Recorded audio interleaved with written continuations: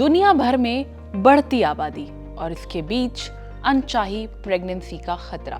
शायद यही वजह है कि हर साल 26 सितंबर को वर्ल्ड कॉन्ट्रासेप्शन डे मनाया जाता है, ताकि सबको गर्भ निरोधक के बारे में जागरूक किया जा सके।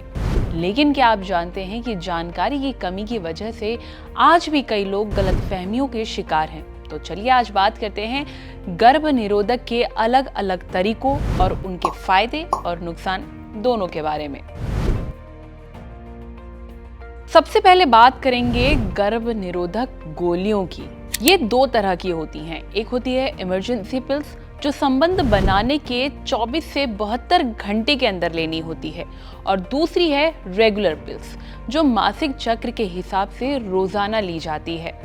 लेकिन यहाँ पे सावधान रहने की जरूरत है, क्योंकि इसके साइड इफेक्ट्स भी हैं, जैसे कि हेडेक होना, पीरियड्स इरेगुलर होना, ब्लीडिंग या मूड स्विंग्स। और हाँ, ये पिल्स आपको एसटीडी से बिल्कुल नहीं बचाते। अब आते हैं सबसे कॉमन और आसान तरीके पर, कॉन्डम। इसे महिला और पुरुष दोनों इस्तेमाल कर सकते हैं। सबसे बड़ी बात ये कि ना सिर्फ प्रेगनेंसी रोकती है, बल्कि सेक्सुअली ट्रांसमिटेड डिजीज से भी बचाते हैं।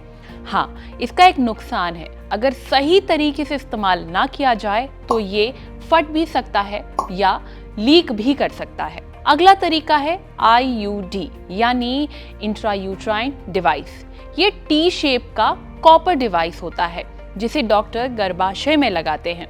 इसकी खासियत यह है कि 5 से 10 साल तक आपको अनचाही प्रेगनेंसी से बचाता है और 99% तक इफेक्टिव है।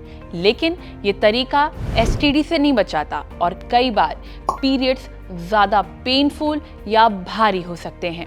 वहीं नसबंदी भी एक स्थायी उपाय है, पुरुषों और महिलाओं दोनों के लिए।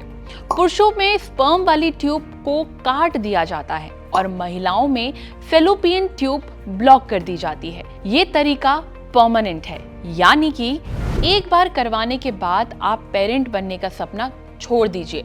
साथ ही एसटीडी से भी ये आपको बचाता नहीं है। अब बात करेंगे गर्भ निरोधक इंजेक्शन की।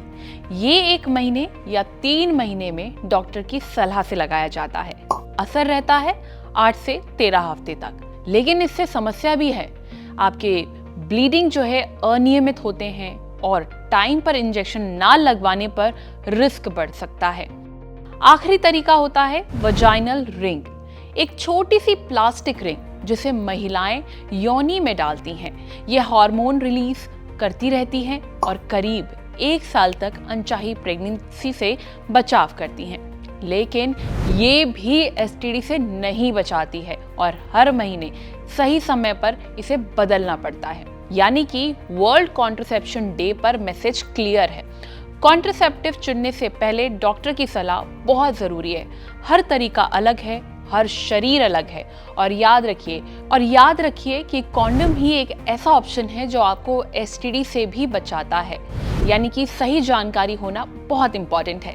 ये वीडियो कैसी लगी कमेंट करके जरूर बताएं, और हेल्थ से जुड़े इस तरह के और भी वीडियोस के लिए लाइक एंड सब्सक्राइब करें thehealthsite.com।